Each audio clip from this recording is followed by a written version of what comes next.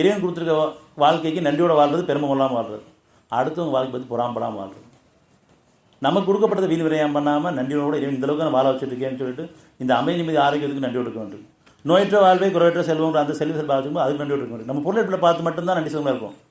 நம்ம அமைதி கொடுத்துருக்கான், நிம்மதி கொடுத்துருக்கான், ஆரோக்கியத்தை கொடுத்துருக்கான், தூக்கத்தை கொடுத்துருக்கான், தூக்கத்தை விழிக்க வைக்கிறான், ஒவ்வொரு நாளும் புதிய படம் படைச்சிட்டு இருக்கோம், அதுக்கு நன்றி கொடுக்க வேண்டும்.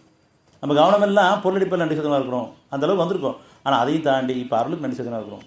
நம்ம மட்டும் இல்லை, நம்ம குடும்பத்தையும் நம்ம குழந்தைகளையும் நல்லபடியாக ஒவ்வொரு நாள் விழிக்க வச்சிருக்கான், நடமாட வச்சிருக்கான்னு சொன்னால் அது பெரும் பாக்கியமாக இருக்கும். அதுக்கு நன்றி செலுத்துறோமா, நன்றி கொண்டு இருக்கிறோமா இந்த சுகத்துக்கு. நம்ம குடும்பத்தில் யாரோ ஒருத்தருக்கு உடம்பு சரியில்லைன்னு சொன்னால் நமக்கும் மனசு அமைதி போயிருக்கு. அப்போ எல்லாரையும் நம்ம அமைதிக்காக எல்லாரும் அப்படியே வாழ வச்சுட்டு இருக்கும்போது எவ்வளோ குறைகள் குற்றம் இருக்குதா மன்னிச்சு வாழ வச்சுட்டு இருக்கான். நம்மளும் அவனுக்கு மன்னிக்க வேண்டும், சமாளித்து விரும்ப வேண்டும். அப்படியே உங்களுடைய குடும்பங்களில் உங்களுடைய சமுதாயத்திற்காக பட்டணத்தை வீடு அமைத்துக் கொள்ளுங்க. பட்டணத்தை வீடு அமைச்சிருக்கீங்க, ஆனால் அது நன்றி விட்டுறீங்க, பெருமளவு ஆயிட வேண்டாம். உங்களுடைய அவ்வீடுகளையே திசையாக்கி கொள்ளுங்கள். மேற்கு கிழக்கு தெற்கு வடக்குன்னு மாற்றி போயிட வேண்டாம், அதுவும் சடங்காயிடுச்சு. நம்ம எல்லாமே ஒவ்வொரு மாதத்துலேயும் வந்து ஒரு திசையை வச்சுருக்காங்க. எல்லாருக்கும் திரும்ப வேண்டிய திசை வந்து நம்மளுடைய உள்ளம். என் மனசு உள்ளத்துக்கு திரும்பி தான் பார்க்கணும். மனசு வந்து வெளில போயிடும், மனசை பறி கொடுத்த விட. மனசை பரிசுத்தப்படுத்தினா இந்த உள்ளத்துக்கு திரும்பினா மட்டும்தான் மனசு பரிசுத்தமாகும்.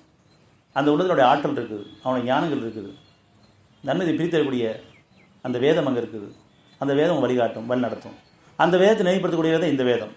இப்போ நம்ம படிக்கும்போது பார்க்கும்போது யாரும் மறுக்க முடியாது, ஆமாம் சரியாதுன்னு சொல்கிறோம். சரியாக எதை வச்சு நம்ம வந்து ரெஃபர் பண்ணுறோன்னு சொன்னால் இந்த வேதத்தை கூட சரியாக இருக்குது, சொல்லவும் சரியாக சொல்கிறோம். ஆனால் இதை நிரூபிக்கிறதுக்கு இன்னொரு புத்தகங்கள் போட அவசியம் இல்லை.